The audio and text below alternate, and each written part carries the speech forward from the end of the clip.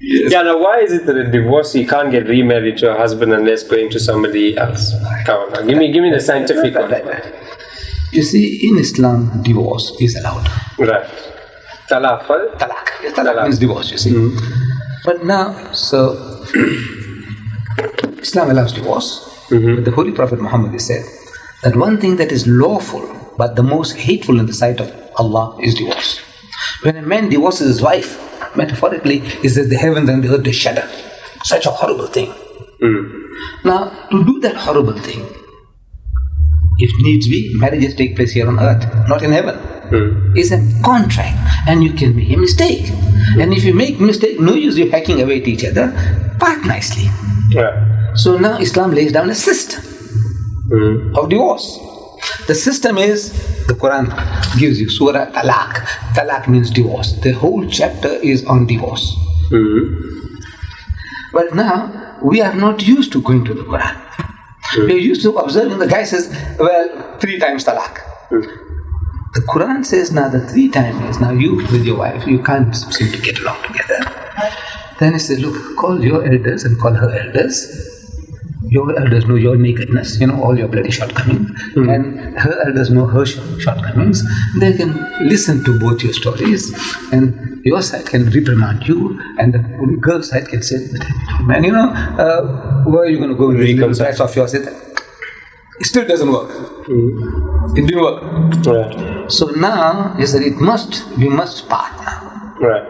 So he says, now you wait for her to be free from her menstrual period before you can say divorce. Right. As soon as she's free, you say 1 talaq. 1 talaq, 1 divorce, 1 decree, 1 fire, 1 shot I fired. Now you wait for a month. She stays in your house, she eats your food, but she doesn't sleep with you. If she is an upright woman and she hasn't got another guy on the stream, and sooner or later you two both are young, you play the fool, then back again, into bed, that thing's finished. That talaq is right back. But no, there's something more serious than that. So, next menstrual period. Now whether you pronounce or not, second decree is pronounced. Whether you say it or not. Automatically now it takes 3 months for the divorce proceeding to be complete. Right. That is what the Quran teaches. So that the pregnancy, if it is, it doesn't show. So 3 months time, the Quran says that if she's carrying within that period, she must tell the husband proceeding stops. Right. That 3 business, it stops. She says, I'm carrying. Now you wait for the child to be born. When the child is born, the man, you pick up the child, your baby. You're going to divorce her. She's going to go somewhere, running around with your little baby. You might relate. She too says, man, in the marriage market, she hasn't got the same value with a little brat running around looking for a husband like this. Everybody's prepared to go to bed with her. So now both of you, that little child coming to life can change your attitude. Right. Reconciliation. Still it doesn't work. Then you part nicely.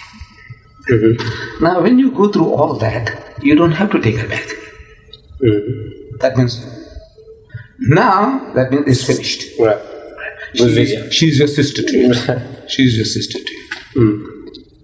Now if you want to remarry her, this is not plaything. That, like eating peanuts, you say that talaq, and then I can bring it back and again. And say, no, you damn it, the samosas were too bloody hot. There's talaq.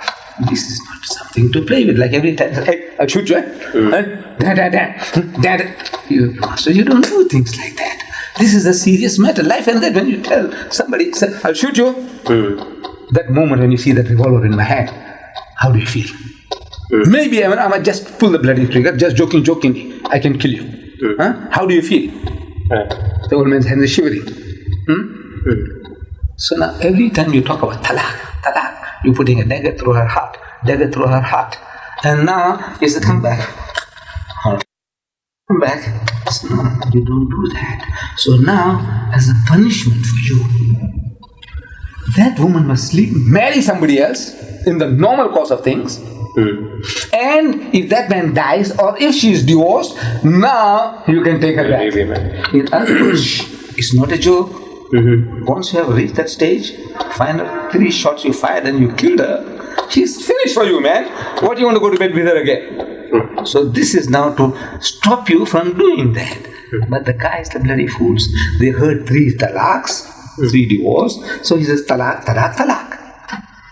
You're not supposed to do that. Follow the system. If you follow the system, it's very likely that you won't reach that stage of wanting to remarry her.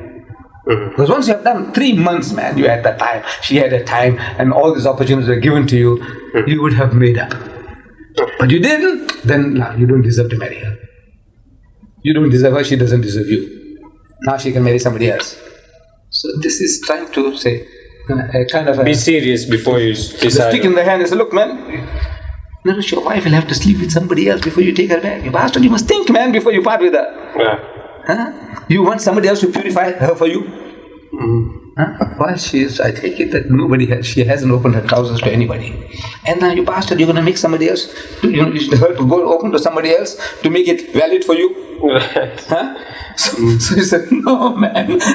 Right. So I must think twice. The easiest thing in the world for me is to divorce my wife. I just say to her, and she'll accept it. There's no a restitution of conjugal rights that she can go to court and say, now I want to have this license. But once I say talaq, talaq, talaq, it's not right.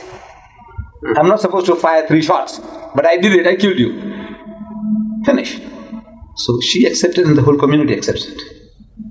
You did it once, you uttered the word fire, finish. But you follow the system. But now, nobody really knows the system. That's the problem with the Muslims. We haven't read. Then why don't you educate your community? Start at home. You see, now I'm the only guy who's talking. I talk. And I tell you, I said, look, this thing happened like this. This is not right, man. This is what Islam teaches. But I understood as a young boy that anytime when I get married, if I want to get married, I say, talaq, talaq, talaq. And in my society there in India, I used to hear the guy who says, talaq, talaq, talaq, talaq. And in my town, in one day, 3 divorces took place. 3 divorces. What happened? What village are you from? Tatkeshwar. Yeah, right. Targeshwar. Targeshwar. We said Tatkeshwar is the Hindu way of Tatkeshwar. So, like you married now, but you married in exchange. You know, the other guy's sister married you and your sister married that fellow. And now your wife was giving you trouble. You can come out. So you said, talaq, talaq, talaq. Right. Finish. You throw her out. So she goes crying to your mother's house. You know. The guy divorced me. Your brother-in-law said, the bastard. He divorced my sister? Right. That guy's sister was married to him. Said, talaq, talaq, talaq, bastard, you go. But there were 2 sisters. I had these guys, 2 sisters there. Your 2. So the other brother comes and, Master, this is my sister. Talaq, talaq, talaq, you go. 3 divorces in one day. In one family. So I says, now, did a Maulvi speak about this subject? No.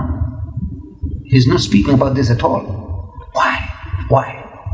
So I tell you, I said the right time to talk this, what I'm talking now, is on the occasion of marriage.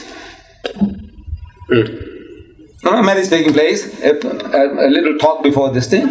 This subject should be spoken there, then. I says, you see, in Islam allows you talaq. But now, these are the conditions of talaq. This is what Allah laid down for you. In everything else, Islamic, how to pray. The Quran says, look at the Prophet. The way he did it, you do. Fasting, how? So look at the Prophet. Hajj, look at the Prophet. Divorce. He doesn't say, look, this is the only subject in the Quran which is dealt with comprehensively. Because Allah wouldn't allow His Prophet to divorce his wife to set as an example, our mother. Because the wife of the Prophet is our mother. So he must divorce our mother to give us an example how to divorce. No. So he goes and spells it out for you. That's the only topic in the Quran which is dealt with comprehensively. The whole surah is different. Whole surah is talaq. But nobody knows it. Nobody knows it. So now, the right time is when you're getting married. I must tell you, I said, look, you see... Well, you speak at weddings, don't you? No, then again, it's uncalled for.